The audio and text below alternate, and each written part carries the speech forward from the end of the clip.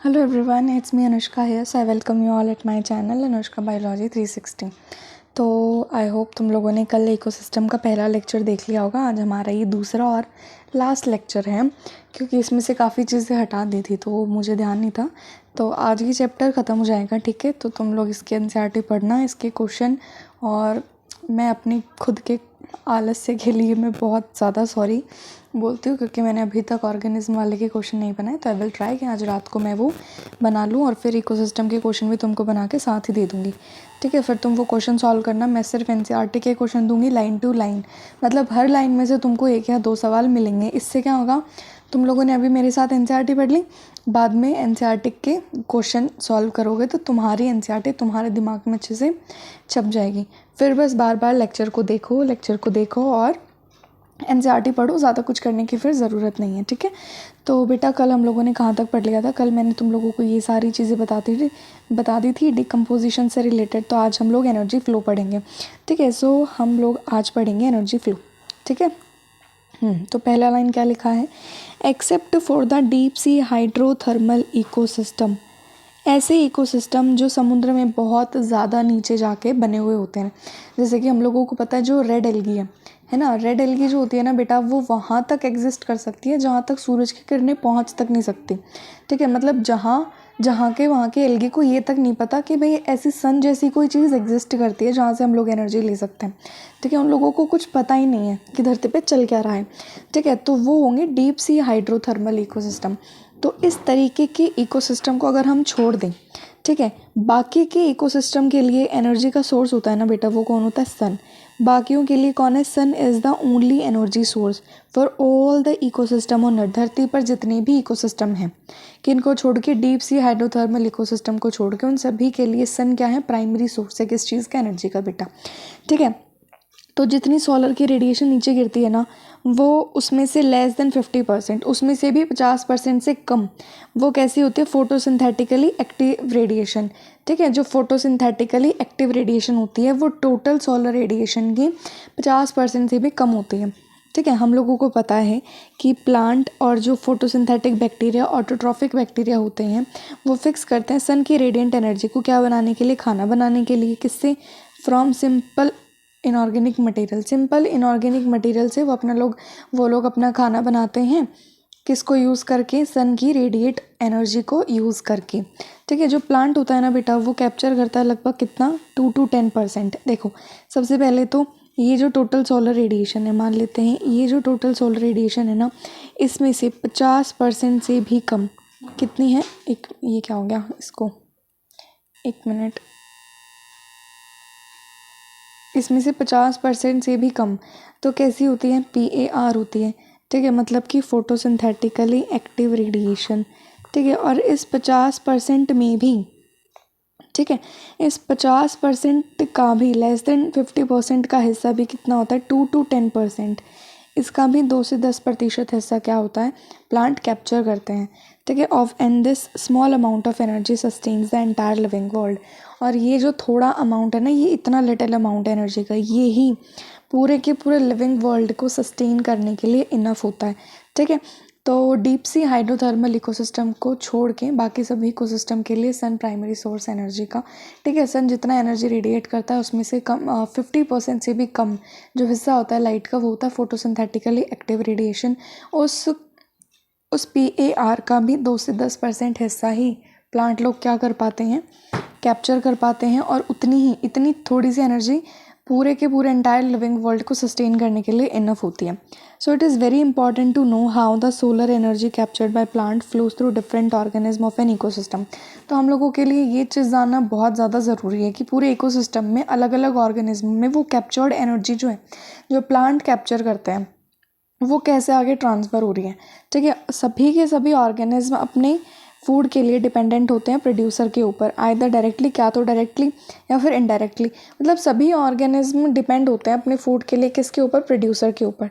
चाहे वो directly producer को खा रहे हो या फिर इनडायरेक्टली। जैसे कि बेटा डियर है, डियर डायरेक्टली घास को खाता है ना, डायरेक्टली प्रोड्यूसर को खा रहा है। बट लॉयन है, लॉयन डायरेक्टली तो घास को नहीं खा रहा, लेकिन वो डियर को खा रहा है। और अगर डियर घास नहीं खाएगा तो डियर मर जाएगा, और लॉयन डियर को नहीं खाएगा तो लॉयन मर जाएगा। लेकिन ऑल ओवर अगर अपन देखें तो लॉयन किसके ऊपर जी रहा है? डियर के ऊपर। और डियर किसके ऊपर जी रहा है? घास के ऊपर। तो इनडायरेक्टली लॉयन भी किसके ऊपर जी रहा है? प्रोड्यूसर के ऊपर, है ना। उसके बाद so you found unidirectional flow of energy. तो हम लोगों ने कल भी पढ़ा था ये बात कि एनर्जी का फ्लो हमेशा हायर ट्रॉफिक लेवल तक होता है और यूनिडायरेक्शनल होता है। कहाँ से? फ्रॉम सन टू प्रोड्यूसर, और उसके बाद कहाँ पे? कंज्यूमर्स की तरफ। ठीक है। So is this in keeping with the first law of thermodynamic. और ये जो एनर्जी का ट्रांसफ़र होता है ये कौन से लॉ के अकॉर्डिंग होता है? फर्स्ट लॉ ऑफ थर्मोडायनामिक्स के अकॉर्डिंग होता है। ठीक है। आगे दिया है further ecosystems are not exempt from the second law of thermodynamic. ठीक है। They need a constant supply of energy to synthesise the molecules require. उन लोगों को कांस्टेंट एनर्जी की सप्लाई चाहिए। मॉलिक्यूल्स जो उन लोगों को चाहिए ना, जो मॉलिक्यूल उन लोगों को रिक्वायर है वो बनाने के लिए। To counteract the universal tendency toward increasing disorderliness. मतलब जैसे कि हम लोगों ने सुना होगा जो एंट्रोपी होती है, ठीक है, जो डिसऑर्डरनेस होती है, उस चीज़ को, उस बढ़ती हुई डिसऑर्डरनेस को काउंटरैक्ट करने के लिए, ठीक है, उन लोगों को क्या चाहिए? लगातार एनर्जी चाहिए उन मॉलिक्यूल्स बनाने के लिए। मतलब उन लोगों को उस डिसऑर्डरनेस को कम करने के लिए, है ना, कुछ मॉलिक्यूल्स चाहिए और उन मॉलिक्यूल्स को बनाने के लिए उनको कांस्टेंट सप्लाई ऑफ एनर्जी चाहिए। ठीक है। और ये second law of dynamics thermodynamic के ऊपर ज़्यादा बेस्ड नहीं है। उसके बाद आता है the green plant in the ecosystem. जो ग्रीन प्लांट होते हैं ना उनको हम क्या कहते हैं? प्रोड्यूसर्स कहते हैं। In a terrestrial ecosystem major producer are herbaceous and woody plant. जो टेरेस्ट्रियल इकोसिस्टम है ना बेटा, वहाँ पे मेजरली जो प्रोड्यूसर होते हैं वो हर्बेशियस और वुडी प्लांट्स होते हैं। Likewise producer in an aquatic ecosystem are various species. और इकोसिस्टम, कौन से इकोसिस्टम में? एक्वेटिक इकोसिस्टम में फाइटोप्लैंक्टन हो गए, एल्गी हो गई, एल्गी खाना बना सकती है, हाइयर प्लांट्स हो गए। फाइटोप्लैंक्टन, एल्गी और हाइयर प्लांट्स ये किस में हो गए बेटा? ये हो गए एक्वेटिक इकोसिस्टम में। और हर्बेशियस और वुडी प्लांट किस में हो गए? प्रोड्यूसर्स टेरेस्ट्रियल इकोसिस्टम्स में। ठीक है। So you may have read about the food chain and webs. So you have read about the food chains and webs that exist in nature. अब हम लोगों को फूड चेन के बारे में पता है, फूड वेब के बारे में पता है, ठीक है, जो नेचर में एग्जिस्ट करता है। स्टार्टिंग फ्रॉम द प्लांट से स्टार्ट करते हैं और प्रोड्यूसर से स्टार्ट करते हैं। फूड चेन और rather webs are formed such that an animal feed on a plant और on other animal and in turn is food for another. जैसे कि मैंने अभी तुमको एक एग्जाम्पल दिया था, पहले grass, then deer, then lion. ठीक है। तो डियर ने खाया ग्रास को, लॉयन ने खाया डियर को। ठीक है। तो सबसे पहले हम लोग देखेंगे, सबसे पहले हम लोग स्टार्ट कर रहे हैं प्लांट से। ये हमारा क्या है? प्रोड्यूसर है। ठीक है, ये हमारा प्रोड्यूसर है। और in such that an animal feed on a plant, ये एनिमल इस प्लांट के ऊपर फीड करेगा। ये हम लोगों ने देख लिया, डियर घास खाएगा। तो ये वाला एनिमल डियर किसके ऊपर फीड कर रहा है? प्लांट के ऊपर। और ऑन अदर एनिमल, और शायद दूसरे एनिमल पे। And in turn is food for another. ठीक है। और उसके बाद ये जो डियर है ये किसका फूड है? ये लॉयन का फूड है ना। यहाँ यही चीज़ लिखी है कि जो एक जानवर है वो पहले प्रोड्यूसर के ऊपर फीड करेगा, उसके बाद वो जानवर किसी और का खाना बन जाएगा, है ना। द चेन और web is formed because of this interdependency.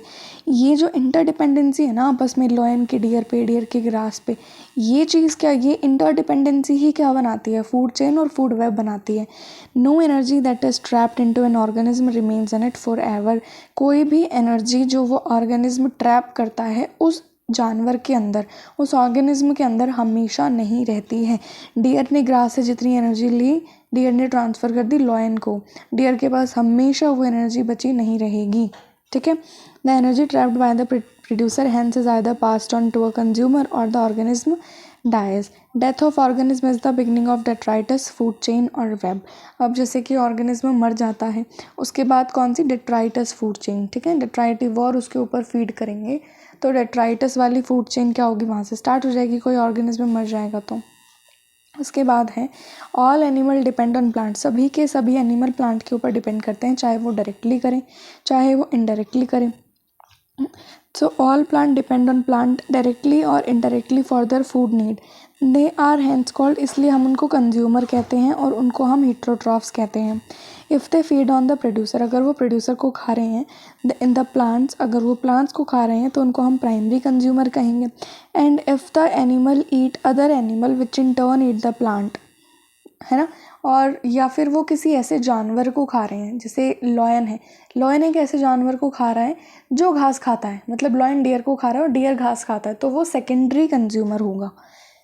Okay, सो उनको हम क्या कहेंगे, secondary consumer. Likewise you would have tertiary consumer, फिर इस तरीके से हमारे पास टर्शरी कंज्यूमर भी होगा। ऑब्वियसली प्राइमरी कंज्यूमर हमेशा हर्बीवोर्स ही होगा, है ना। तो some common herbivore are insect हो गए, बर्ड्स हो गए, मैमल्स हो गए इन टेरेस्ट्रियल इकोसिस्टम, और मॉलस्क हो गए बेटा एक्वाटिक इकोसिस्टम में। ये चीज़ें बहुत अच्छी तरीके से याद करनी है, ठीक है।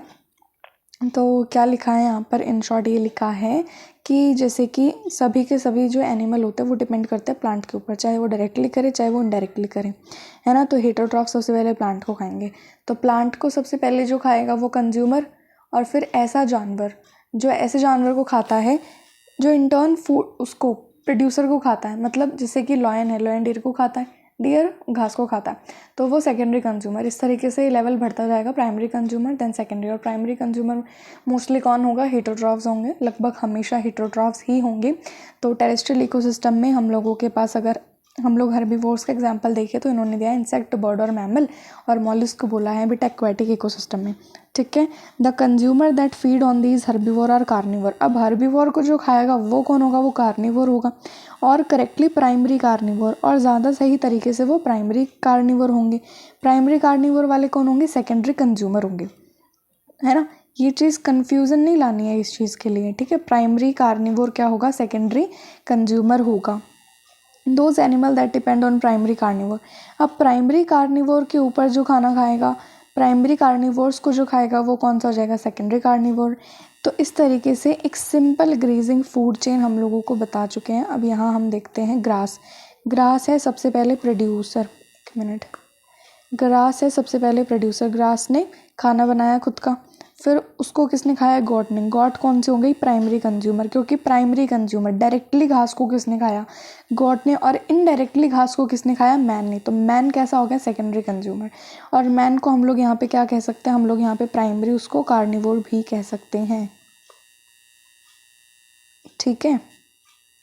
सो ये हमारे पास एक फूड चेन हो गई।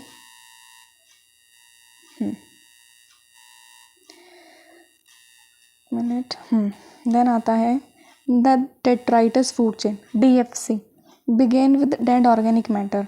डेड ऑर्गेनिक मैटर चाहे प्लांट का हो चाहे एनिमल का हो, वो चीज़ किस चीज़ की शुरुआत करेगा, डेट्राइटस फूड चेन की। It is made up of decomposers, ये डिकम्पोजर्स की बनी होगी। हमारे एनवायरनमेंट में डिकम्पोजर्स का बेटा बहुत बहुत ज़्यादा इंपॉर्टेंट रोल है। अगर तुम इमेजिन कर सकते हो कि कितने कितने जानवर मरते हैं, कितने प्लांट्स की डेथ होती है, कितने एनिमल्स की डेथ होती है, अगर डिकम्पोजर्स हमारी धरती से ख़त्म हो जाए तो ये सारी चीज़ें जाएंगी कहाँ, ये चीज़ें डिकम्पोज ही नहीं हो पाएंगी। कुछ तो ऐसे बहुत सारे वेस्ट भी होते हैं जो डिकम्पोज कर सकते हैं इजीली।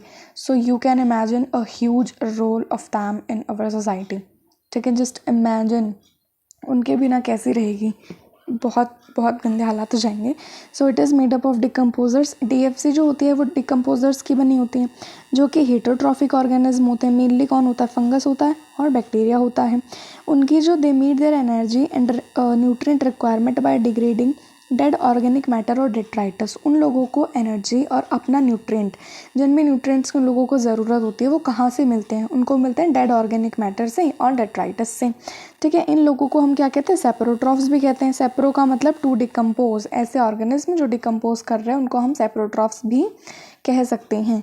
डिकम्पोजर सिक्रीट करते हैं डाइजेस्टिव एंजाइम्स को, जो ब्रेक डाउन करता है डेड और वेस्ट मटेरियल को, किसमें, सिंपल और इनऑर्गेनिक मटेरियल्स में, जो कि सब्सिक्वेंटली उनके द्वारा फिर एब्जॉर्ब कर लिया जाता है। डिकम्पोजर्स क्या सिक्रीट करते हैं बच्चा, डाइजेस्टिव एंजाइम सिक्रीट करते हैं जो ब्रेक करता है डेड और वेस्ट मटेरियल को, किसमें, सिंपल और इनऑर्गेनिक मटेरियल में, ठीक है। फिर बाद में वो लोग उसको क्या कर लेते हैं, एब्जॉर्ब कर लेते हैं। एक्वाटिक इकोसिस्टम के अंदर जो डेट्राइटिस वाली फूड चेन है ना वो ज़्यादा कॉमन है नहीं, है ना। सो एक्वाटिक इकोसिस्टम के अंदर GFC जो होता है, ग्रेजिंग फूड चेन जो होती है ना, वो ज़्यादा major conduit for energy flow. GFC का ज़्यादा रोल होता है एनर्जी को फ्लो करवाने में एज अगेंस्ट दिस। लेकिन टेरेस्ट्रियल इकोसिस्टम में ना बेटा बहुत ज़्यादा लार्ज फ्रैक्शन ऑफ एनर्जी किसके थ्रू फ्लो करती है, डीएफसी के थ्रू, डेट्राइटस फ्रूट चेन के थ्रू। तो ये चीज़ याद रखनी है, एक्वाटिक इकोसिस्टम में ज़्यादा एनर्जी जाती है जीएफसी से और टेरेस्ट्रियल इकोसिस्टम में ज़्यादा एनर्जी जाती है डीएफसी से। ओके, सो डेट्राइटस फूड चेन में be connected with the grazing food chain. ऐसा नहीं है कि डीएफसी जीएफसी के दोनों के रास्ते अलग अलग हैं, तो तेरे रास्ते चल मैं तेरे रास्ते चलूँगा, ऐसा नहीं होता है। नहीं, मैंने शायद सेम चीज़ बोल दी, तो तेरे रास्ते चल मैं मेरे रास्ते चलूँगा, ऐसा बोलना है मेरे को। ओके, तो डीएफसी और जो जीएफसी होती है ना, वो आपस में कनेक्टेड हो सकते हैं कुछ लेवल्स पे। Some of the organism of DFC are prey to GFC animal. कुछ डीएफसी के एनिमल क्या होते हैं, प्रे होते हैं जीएफसी के एनिमल्स के लिए। जैसे कि प्रे मतलब मैं कैसे बताऊँ तुम लोगों को, हाँ, जैसे कि लॉयन और डियर का ही हम दोबारा एग्जाम्पल खुद सा एग्जाम्पल लेके हम लोग सारी चीज़ें समझ लेते हैं।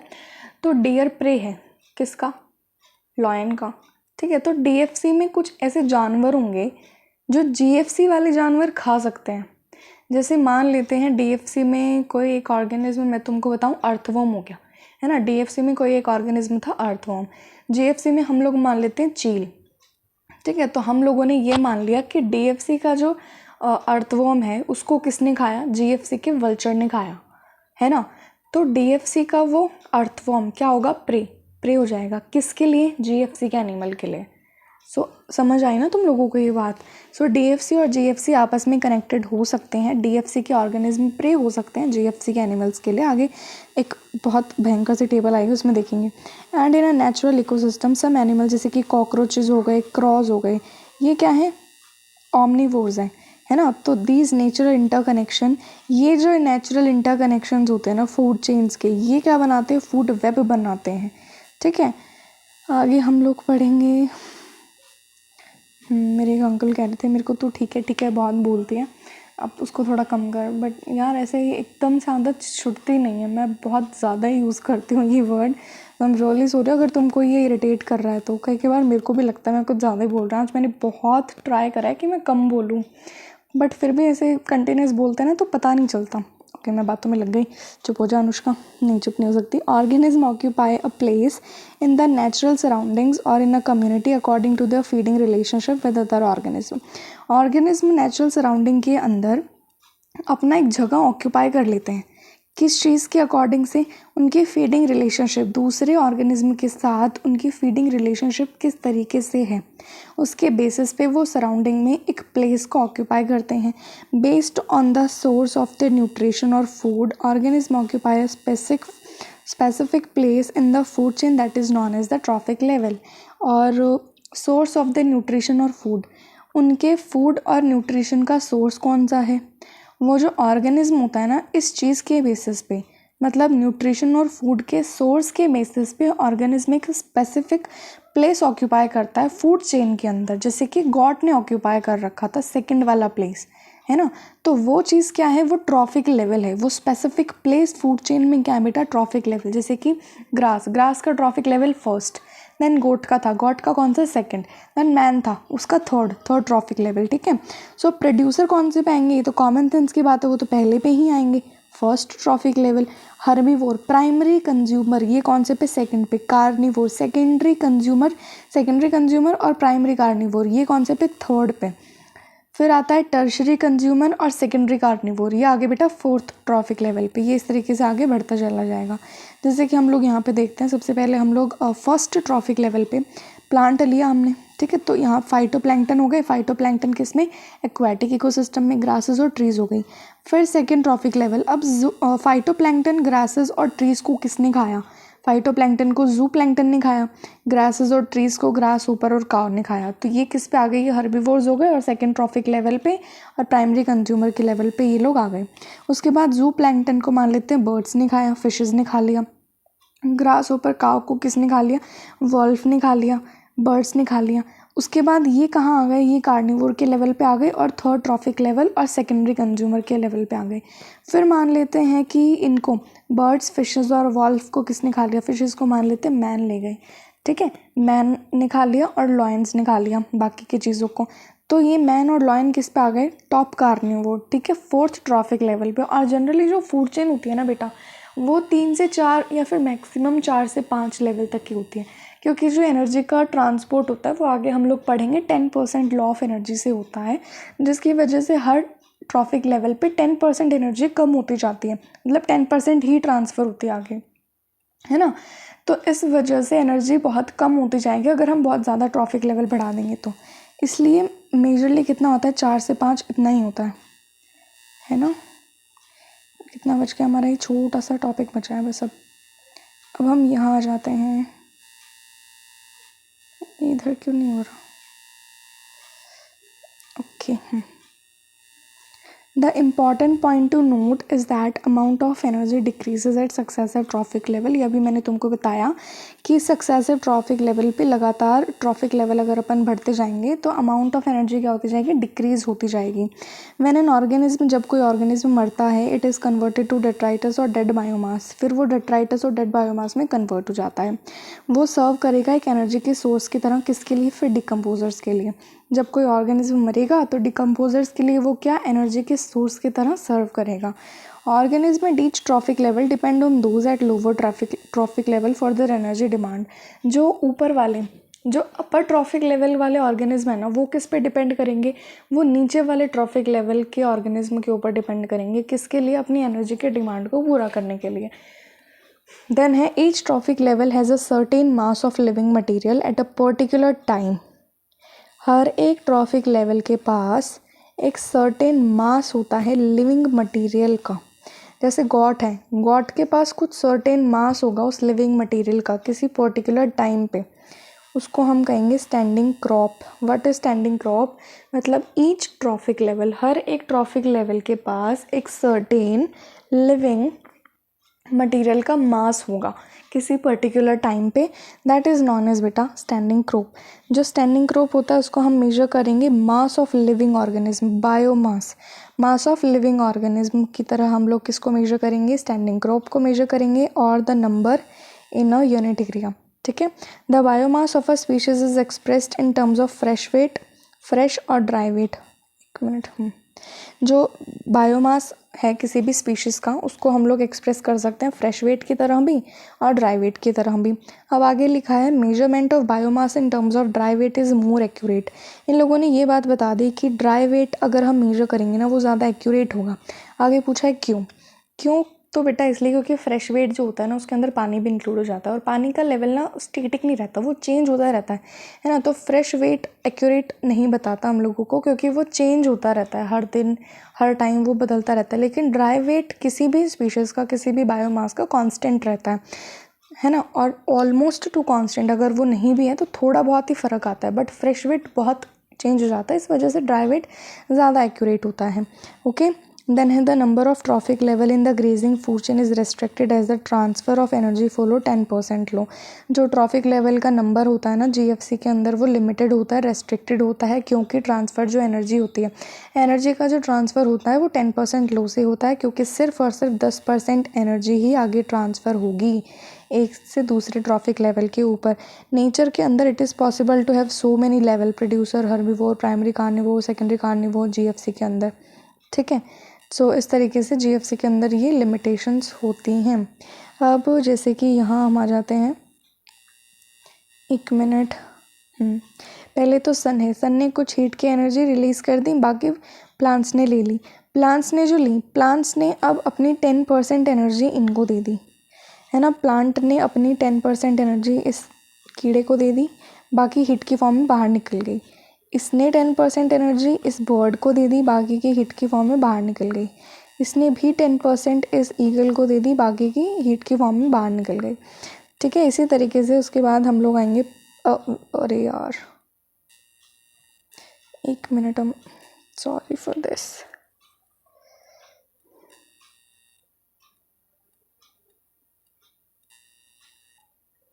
खुल जा खुल जा, okay okay okay okay okay okay, really sorry for this. अगर मैं इसको क्रॉप करते तो मेरे को पूरा का पूरा फिर से बोलना पड़ता, है ना। और बाकी की अगर अपन देखें, इसी तरीके से प्लांट्स को इन लोगों ने खाया तो 10% एनर्जी इधर भी ट्रांसफ़र हो गई, बाकी की हीट की फॉर्म में बाहर निकल गई। ओके, ये 10% इन्होंने इसको भी दी, बाकी की हीट की फॉर्म में बाहर। इन्होंने वल्चर ने दी, अब वल्चर को मान लेते हैं, वल्चर मर गया है ना, मारना तो नहीं चाहिए बट वल्चर मर गया, उसकी 10% एनर्जी इन लोगों को मिल गई, बाकी की हीट की फॉर्म में बाहर निकल गई। ओके, आगे आता है ecological pyramids. You must be familiar with the shape of pyramid. आगे आता है इकोलॉजिकल पिरामिड पढ़ेंगे हम लोग, तो हम लोगों को पिरामिड की शेप तो पता ही होगी। The base of a pyramid is broad, base जो होता है ब्रॉड होता है और वो इस तरीके से नैरो होता जाता है। मैंने 3D में नहीं बनाया तो ये ट्राइंगुलर ही बन गया मेरा। And it narrows towards the apex, और ऊपर जाते जाते वो नैरो होता जाता है। One gets of a similar shape whether you express the food और एनर्जी रिलेशनशिप बिटवीन ऑर्गेनिज्म। अगर हम एनर्जी रिलेशनशिप ऑर्गेनिज्म के बीच में एक्सप्रेस करेंगे तो भी हम लोगों को इसी तरीके का, मतलब अलग अलग ट्रॉफिक लेवल पे अगर हम एनर्जी की बात करें, एनर्जी रिलेशनशिप की बात करें अलग अलग ऑर्गेनिज्म के बीच में, तो हम लोगों को एक पिरामिड की शेप ही मिलेगी, है ना। तो this relationship is expressed in terms of number. हम लोग नंबर के टर्म्स में पिरामिड बना सकते हैं, बायोमास के टर्म्स में और एनर्जी के टर्म्स में। The base of each pyramid, जो सबसे बेस वाला होगा ना, जैसे सबसे नीचे वाला जो बेस होगा पिरामिड का, वो क्या रिप्रेजेंट करेगा, वो प्रोड्यूसर को रिप्रेजेंट करेगा। और किसको रिप्रेजेंट करेगा, प्रोड्यूसर कौन से ट्रॉफिक लेवल पे आते हैं, फर्स्ट ट्रॉफिक लेवल पे, फर्स्ट ट्रॉफिक लेवल और प्रोड्यूसर को इंडिकेट करेगा वो, ठीक है। और एपेक्स पे अगर अपन जाएंगे तो टर्शरी और टॉप लेवल कंज्यूमर, जो सबसे टॉप लेवल का कंज्यूमर होगा उसको बताएगा वो। फर्स्ट ट्रॉफिक लेवल कौन बताएगा, बेस पिरामिड का, और एपेक्स कौन किसको बताएगा, टर्शरी या फिर top level consumer. The 3 type of ecological pyramid जो हम जनरली पढ़ते हैं वो है पिरामिड ऑफ नंबर, है ना, पिरामिड ऑफ बायोमास, किसी भी स्पीशीज़ का बायोमास कितना है ना, किसी भी स्पीशीज़ में ऑर्गेनिज्म का नंबर कितना है तो pyramid of number. Pyramid of energy, energy कितनी जा रही है, एनर्जी तो हम लोग देख लेंगे 10% के लॉ से। सबसे पहले हम लोगों को बताया है pyramid of number in grassland ecosystem.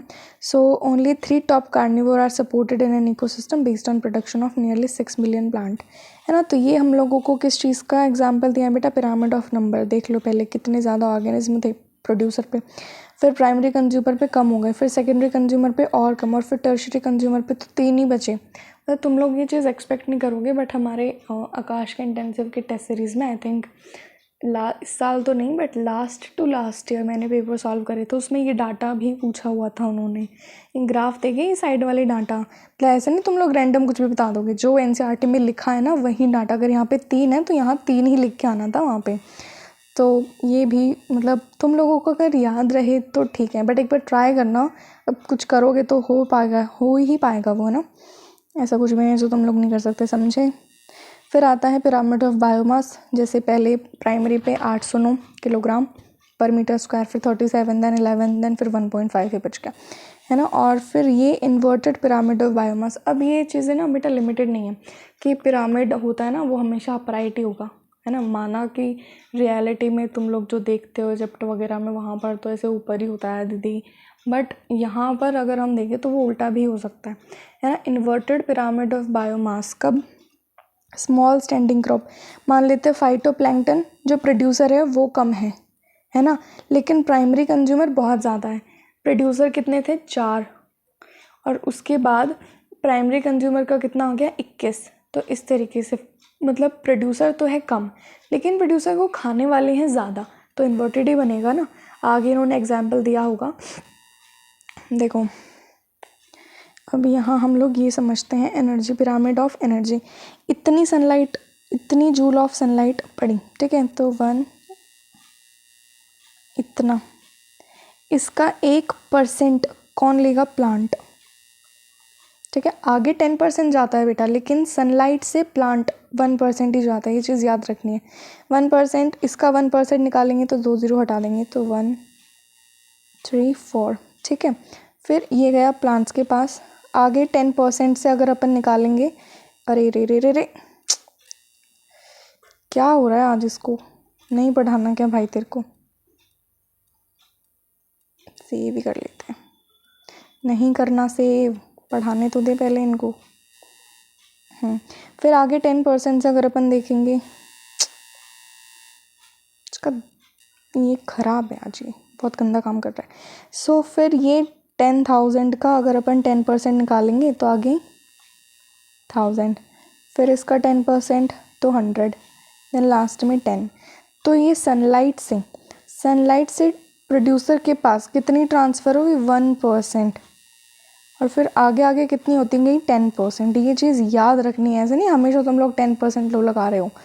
सो 10% लो ठीक है तुम्हारा, लेकिन वो बिटवीन ट्रॉफिक लेवल है। अब सन कोई ट्रॉफिक लेवल पे नहीं आता ना, सन किसी ट्रॉफिक लेवल के ऊपर नहीं है। तो सनलाइट से अगर अपन प्लांट के ऊपर एनर्जी देखेंगे तो कितनी जा रही है बेटा 1% एनर्जी जा रही है। ठीक है, देख लिया तुम लोगों ने ये। तो ये क्या है आइडियल पिरामिड ऑफ एनर्जी, और पिरामिड ऑफ एनर्जी हमेशा अपराइट होगा विदाउट एनी लिमिटेशन, कोई भी लिमिटेशन नहीं है इस चीज़ का, ये हमेशा ऊपर की तरफ ही जाएगा। ठीक है, अब हमारा थोड़ा सा और बचा है बस, फिर आज ये चैप्टर स्वाहा। आगे आता है any calculation of energy content biomass और numbers. Any calculation of energy content biomass हो चाहे नंबर हो हैज़ टू इंक्लूड सभी ऑर्गेनिज्म। मतलब अगर हम चाहे बायोमास निकालें चाहे हम नंबर्स निकालें, ट्रॉफिक लेवल पे जितने भी ऑर्गेनिज्म है ना हम सबको इंक्लूड करना ज़रूरी होता है ना। ऐसे नहीं हमने एक दो को छोड़ दिया, उनके साथ तो नाइंसाफ़ी हो गई, फिर वो लोग धरना करेंगे तो तुम लोग क्या करोगे। तो इससे अच्छा उनको इंक्लूड ही कर लो बेटा। No generalisations we make will be true if we take only a few individuals at any trophic level into account. हम लोग कोई ऐसे जनरलाइजेशन नहीं बता सकते अगर हम ट्रॉफिक लेवल के ऊपर कुछ ही इंडिविजुअल्स को ले रहे, तो हमारी कहीं भी कोई भी बात ज़्यादा सच नहीं होगी, तो वो चीज़ गलत है। ऑल्सो गिवन ऑर्गेनिज्म में occupy more than one traffic level, और ये भी लिमिटेशन नहीं है कि एक ऑर्गेनिज्म हमेशा एक ही ट्रॉफिक लेवल को ऑक्यूपाई करेगा, वो एक साथ एक से ज़्यादा ट्रॉफिक लेवल को ऑक्यूपाई कर सकता है। ठीक है, one must remember that the trophic level represent a functional level. Trophic level किसी स्पीशीज़ को नहीं बता रहा है, not a species as such. Trophic level किसी स्पीशीज़ को नहीं बता रहा है, वो जस्ट एक फंक्शनल लेवल को दिखाना चाहता है। ठीक है, trophic level just represent N functional level, कोई स्पीशीज़ नहीं बता रहा है वो कि जैसे सेकंड नंबर पे अगर गॉट है तो सभी गॉट की स्पीशीज़ सेकंड पे आ रही हैं। नहीं बेटा, ऐसा नहीं होता। एक गिवन स्पीशीज़ जो होती है वो एक से ज़्यादा ट्रॉफिक लेवल को ऑक्यूपाई कर सकती है सेम इकोसिस्टम के अंदर एट द सेम टाइम। मतलब कोई भी स्पीशीज़ सेम इकोसिस्टम में सेम टाइम पे एक से ज़्यादा ट्रॉफिक लेवल को ऑक्यूपाई कर सकती है, कोई इसमें दो राय नहीं है। फॉर एग्जाम्पल एक स्पैरो एक प्राइमरी कंज्यूमर है, जब वो सीड को खाती है, फ्रूट को खाती है, पीस को खाती है। ठीक है, तो स्पैरो एक प्राइमरी कंज्यूमर है कब, जब वो सीड को खा रही है, फ्रूट को खा रही है, पीस को खा रही है। एंड सेकेंडरी कंज्यूमर, और वो सेकेंडरी कंज्यूमर है कब, जब वो किसी इंसेक्ट को खाती है और वो किसी वर्म को खाती है ना। सीड फ्रूट पीस को खा रही है मतलब वो प्रोड्यूसर को खा रही है, उस टाइम पे वो प्राइमरी कंज्यूमर है। इंसेक्ट और वर्म को खा रही है मतलब वो इनडायरेक्टली प्रोड्यूसर के ऊपर डिपेंडेंट है, तो वो सेकेंडरी कंज्यूमर है। ठीक है, तो हुआ ना दो से ज़्यादा ट्रॉफिक लेवल, मतलब एक से ज़्यादा ट्रॉफिक लेवल को उसने ऑक्यूपाई कर लिया। आगे आता है in most ecosystem all the pyramid of number of energy and biomass are upright. Generally ज़्यादातर इकोसिस्टम में सभी के सभी पिरामिड, चाहे नंबर का हो, चाहे एनर्जी का हो, चाहे बायोमास का, वो अपराइट होता है। मतलब जनरली प्रोड्यूसर हमेशा ज़्यादा ही होते हैं नंबर में, बायोमास में, हर्बीवोर्स से। ठीक है, and herbivores are more in number, और हर्बीवोर्स ज़्यादा होंगे नंबर में और बायोमास में, किससे, कार्निवोर्स से। Also energy at lower traffic level, नीचे वाले ट्रॉफिक लेवल पे एनर्जी हमेशा ज़्यादा ही होगी ऊपर वाले से, है ना, क्योंकि ऊपर जाएंगे तो 10% से ट्रांसफ़र हो रही है, तो नीचे वाले के पास हमेशा एनर्जी ज़्यादा ही होगी। ठीक है, so these are exceptions to the, मतलब there are exceptions to this generalization. अब हमारे पास कुछ एक्सेप्शंस भी हैं। If you were to count the number of insects feeding on a big tree, what kind of pyramid would you get. अगर हम लोग नंबर ऑफ इंसेक्ट फीडिंग करते हुए देखें, एक बड़ा सारा पेड़ है, उसके ऊपर कितने सारे इंसेक्ट हैं, तो बेटा पेड़ तो एक ही है, लेकिन इंसेक्ट हज़ारों हो सकते हैं, तो इन्वर्टेड बनेगा। ठीक है, now add an estimate of the number of small bird. फिर हम लोग छोटे छोटे बर्ड्स का नंबर एस्टिमेट करेंगे जो उस इंसेक्ट के ऊपर डिपेंड कर रहा होगा। ठीक है, उसके बाद लार्जर बर्ड्स को हम लोग देखेंगे कि वो छोटे वाले बर्ड्स को खा रहे हैं, तो हम लोगों को एक अजीब सी शेप मिलेगी कि इन्वर्टेड भी नहीं होगा पूरी तरीके से, है ना। उसके बाद है द पिरामिड, ये बना के देखना तुम लोग। ठीक है, फिर देखना कौन सी शेप आती है। द पिरामिड ऑफ बायोमास, सी के अंदर जो बायोमास का पिरामिड होता है वो जनरली उल्टा होता है, इन्वर्टेड होता है, because the biomass of fishes far exceeds that of phytoplankton, क्योंकि फाइटोप्लैंक्टन से ज़्यादा किसका बायोमास होता है, फिशेस का, और बहुत ज़्यादा होता है। पिरामिड ऑफ बायोमास सी के अंदर जनरली कैसा होता है बेटा, इन्वर्टेड, क्योंकि फिशेस का बायोमास जनरली फाइटोप्लैंक्टन से तो बहुत ही ज़्यादा होता है। उसके बाद है पिरामिड ऑफ एनर्जी। मैंने तुम लोगों को बताया था कि पिरामिड ऑफ एनर्जी हमेशा अपराइट होगा बिना किसी एक्सेप्शन के। Okay, so pyramid of energy is always upright, can never be inverted, ये कभी उल्टा नहीं हो सकता, because when energy flows from a particular trophic level to the next, क्योंकि जब एनर्जी फ्लो करती है किसी पर्टिकुलर ट्रॉफिक लेवल से दूसरे ट्रॉफिक लेवल पे, तो कुछ एनर्जी हमेशा हीट की फॉर्म में लॉस होती है हर एक स्टेप के ऊपर. Each bar in the energy pyramid indicate the amount of energy present at each trophic level in a given time और एनुअली पर यूनिट एरिया. हर बार उसके अंदर each bar in the energy pyramid के अंदर हर एक बार जो होता है वो इंडिकेट करता है क्या, the amount of energy present at each trophic level, किसी भी गिवन टाइम में या फिर एनुअली पर यूनिट एरिया में उस ट्रॉफिक लेवल पे, हर एक ट्रॉफिक लेवल पे कितना एनर्जी का अमाउंट प्रेजेंट है. ये चीज़ क्या बताती है, हर एक बार. एनर्जी के पिरामिड में बार का क्या मतलब है, ये जो बार है ना, ये चीज़ क्या बता रही है, किसी भी गिवन टाइम के अंदर या फिर पूरे साल में पर यूनिट एरिया में कितनी एनर्जी उस ट्रॉफिक लेवल पे थी.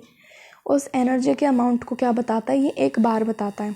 ठीक है. So however there are certain limitations of ecological pyramid. हमारे पास इकोलॉजिकल पिरामिड्स की कुछ लिमिटेशन भी थी, जैसे कि इसके अंदर क्या नहीं आती बेटा, it does not take into account the same species belonging to two और मोर ट्रैफिक लेवल. इसके अंदर हम लोग क्या नहीं मानते कि अगर कोई एक स्पीशीज़, सेम स्पीशीज़ दो या दो से ज़्यादा ट्रॉफिक लेवल ऑक्यूपाई कर रही है तो हम लोग उसको नहीं मानते हैं.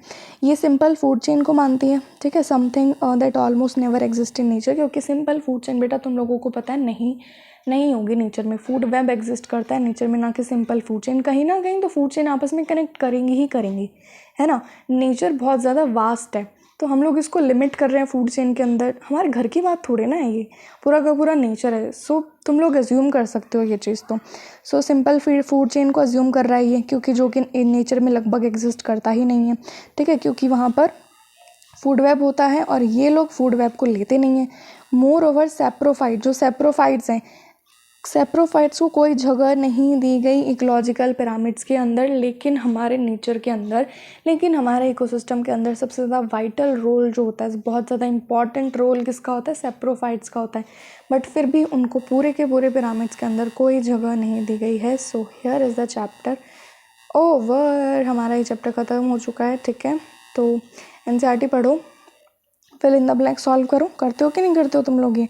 इसके क्वेश्चन और ऑर्गेनिज्म एंड पॉपुलेशन वाले के क्वेश्चन मैं ट्राई करूँगी. ऑर्गेनिज्म वाले के तो मैं आज ही बना लूँ, बाकी अपनी एनसीईआरटी साथ लेके बैठते हो. I hope I trust you all. और डेली एक बात सुबह उठते ही बोलने कि हमारा सिलेक्शन होगा, हम लोग उसके लिए जितना हो सकेंगे उतना मेहनत करेंगे. तुम लोग खुद का 100% दो, फिर देखते हैं कौन तुम्हें रोकता तुम्हारा सिलेक्शन रोकने से. ठीक है. फिर कोई नहीं रोक सकता तुम लोगों को. ओके. सो एक बार फिर से I trust you all, I really trust you all. मुझे पूरा भरोसा तुम लोगों का सिलेक्शन होगा होगा होगा, ज़रूर होगा. चाहे तुम लोगों को खुद पे भरोसा नहीं है, बट मुझे तुम लोगों पे पूरा है. सो एडवाइस करो बाकी लोगों को भी कि दीदी से एक बार पढ़ के देखें. दीदी एनसीईआरटी पढ़ाती हैं. बाकी मुझे बताइए कुछ सजेशंस हो तो, कि दीदी ऐसे पढ़ाओ, ऐसे मत पढ़ाओ, ये बताओ, ये मत बताओ. ठीक है. तो मुझे कमेंट बॉक्स में बताना तुम लोगों को लेक्चर कैसा लगा. Do share, subscribe, like, comment my channel. So और क्या बोलती हूँ मैं, हाँ, God bless you which always. ठीक है. Take care. Tata, bye bye.